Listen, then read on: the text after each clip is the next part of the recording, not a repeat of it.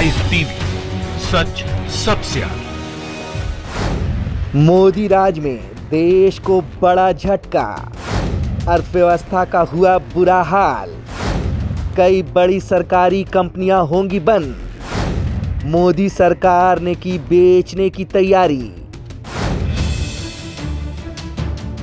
बड़ी कंपनियों का बाजार लग चुका है, कई सरकारी कंपनियां दिवालिया हो चुकी हैं। माल मिल्कियत अपनी होती तो ज़रूर एहसास होता, ना आगे नात न पीछे पगहा, किसके लिए और काहे का मोह।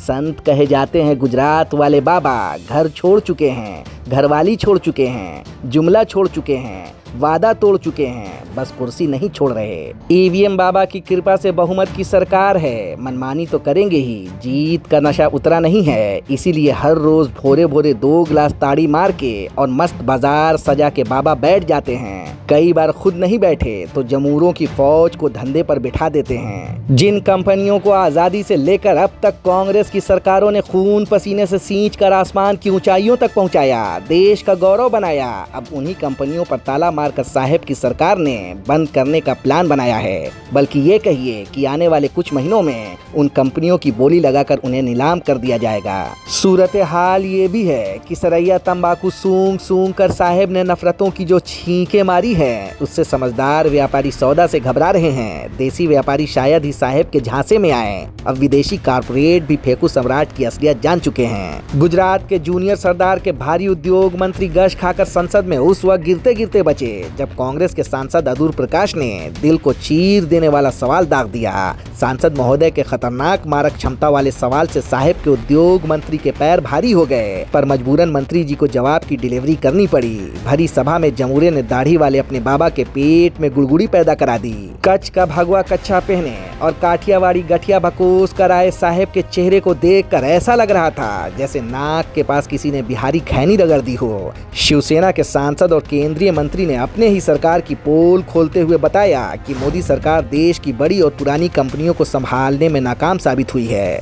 मंत्री महोदय ने संसद के पटल पर जानकारी दी कि 28 कंपनियों पर सरकार ने ताला मारने की तैयारी शुरू कर दी है और इसके लिए बोली लगाने वाले खरीदार को ढूंढा जा रहा है। पर अफसोस की बात यह है कि इन कंपनियों को खरीदने वाला कोई खरीदार नहीं मिल पा रहा है। संसद में साहेब की सरकार के सिपहसालार ने बुझे चेहरे से उन 28 कंपनियों के बारे में जानकारी दी है जिसे सैद्धांतिक विनिवेश की मंजूरी दी जा चुकी है। लंबे समय से कर्ज में डूबी हुई एयर इंडिया और पवन हंस के विनिवेश की नाकाम कोशिश के बाद भी सरकार के मंत्री ने संसद में कबूल की है।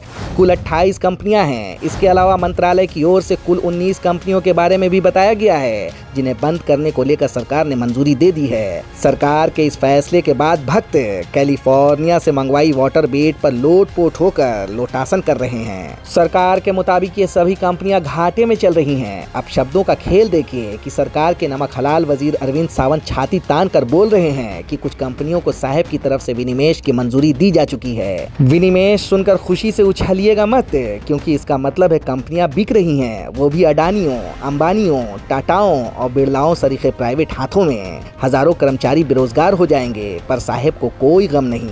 अब तक जो जानकारियां सामने आई है उससे पता चलता है कि गुजरात वाले गोदी बाबा ने जिन कंपनियों की लिस्ट तैयार की है उनमें प्रोजेक्ट एवं development India limited, Hindustan prefab limited, hospital services consultancy limited, Rashtriya Pariyojana Nirman Nigam, engineering project limited, bridge and roof company India limited, Pawan Hans limited, alloy steel plant, Hindustan newsprint limited और स्कूटर्स इंडिया लिमिटेड के अलावा भारत पंप और compressor limited जैसी कंपनियां शामिल हैं। इसके अलावा Hindustan fluorocarbon limited, central electronics limited, Bharat earth movers limited, ferro scrap Nigam limited और भारतीय सीमेंट निगम लिमिटेड को भी गोदी सरकार बेचना चाहती है। लिस्ट यहीं खत्म नहीं होती।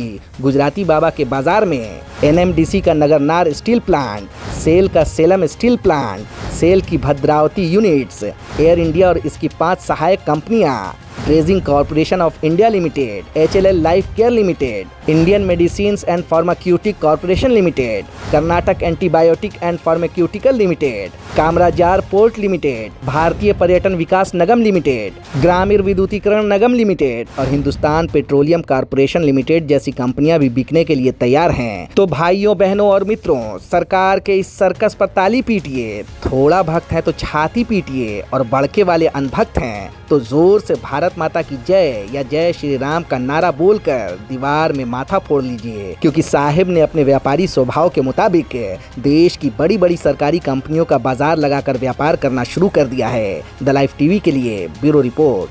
द लाइफ टीवी, सच सबसे आगे।